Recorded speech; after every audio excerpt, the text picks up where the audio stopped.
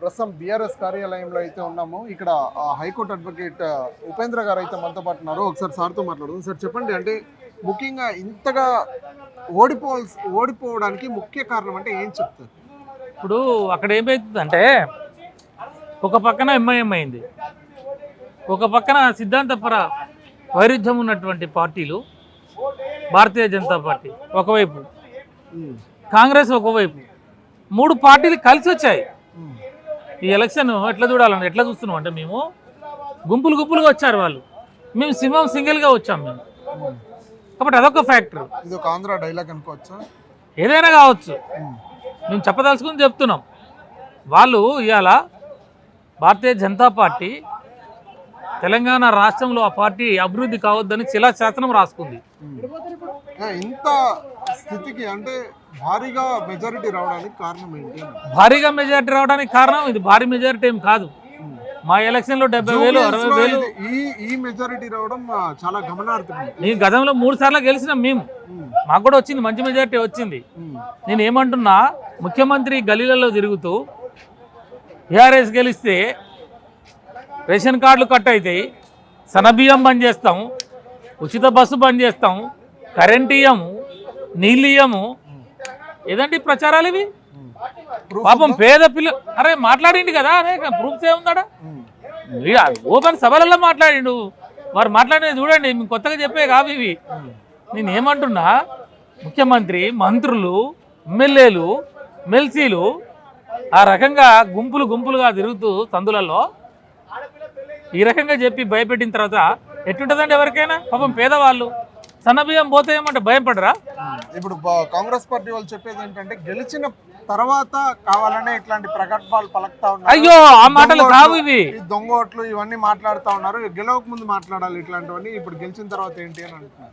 దొంగ ఓట్లు ఉన్నాయి, దొంగ ఓట్లు వేయడానికి ప్రయత్నాలు జరుగుతున్నాయి, మీరు వెరిఫికేషన్ చేయండి, వాళ్ళని తీసేయండి అని చెప్పి మేము దపదపాలుగా ఎలక్షన్ కమిషన్కి మేము రిప్రజెంటేషన్ ఇచ్చాము. ఎలక్షన్కి ఎప్పుడు నోటిఫికేషన్ అది స్టార్టింగ్ అనేప్పటి నుంచి ఇస్తున్నాం మేము, డోర్లతో సహా, ఇంటి నెంబర్లతో సహా, ఓట్లతో సహా తీసుకుపోయి మనం చూపించాం కదా, దాని మీద ఏం లేదు. తర్వాత మనం చూసాం లాస్ట్ మూమెంట్లో కొన్ని బూతుల్ని మొత్తం కూడా వాళ్ళ చేతిలోకి తీసుకున్నారని. ఇప్పుడు ఉమ్మడి ఆంధ్రప్రదేశ్లో మనం కర్నూలు జిల్లాలో, అనంతపురం జిల్లాలో, నంద్యాలలో అక్కడ చూసాం మనం రిగ్గింగ్ అనో లేకపోతే పోలింగ్ బూతులు చేతిలోకి తీసుకున్నారని చెప్పేసో, ఓట్లు వేసుకుంటున్నారని చెప్పేసి. తర్వాత మళ్ళీ ఈ మధ్యలో మనం ఈ ఎలక్షన్లో మీడియాలో చూసాం అలాంటి పరిస్థితుల్ని. అంటే ఫ్యాక్టర్స్ చెప్తున్నాం, అడిగారు కాబట్టి మీరు. ఒకటేమో మీరు ముగ్గురు అండర్స్టాండింగ్లో 3 పార్టీలు, తర్వాత అధికార దీన్ని దుర్వినియోగము, అది డబ్బు పంపిణీ కావచ్చు, చీరల పంపిణీ కావచ్చు, కుక్కర్ల పంపిణీ కావచ్చు, ఇదొక భాగం. 3వది భయభ్రాంతులకు గురి చేయటం.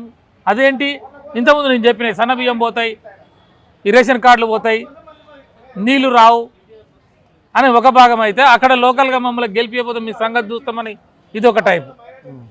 ఇన్ని ఫ్యాక్టర్స్ ఇవి. చివరిగా చూసుకుంటే జూబ్లీ హిల్స్ లో నవీన్ యాదవ్ గారు గెలవడం జరిగింది. వాళ్ళకి ఏం చెప్పబోతారు? జూబ్లీ ప్రజలకు ఏం చెప్తారు? జూబ్లీ హిల్స్ ప్రజలు నేను ఏమంటున్నా, వాళ్ళు గెలిపించారు సరే, కొంత వేసిరు, కొంత ఏదైనా కూడా అంతిమంగా ఏమంటారంటే గెలిచిన వాళ్ళు గెలిపారని అనాల్సి వస్తుంది.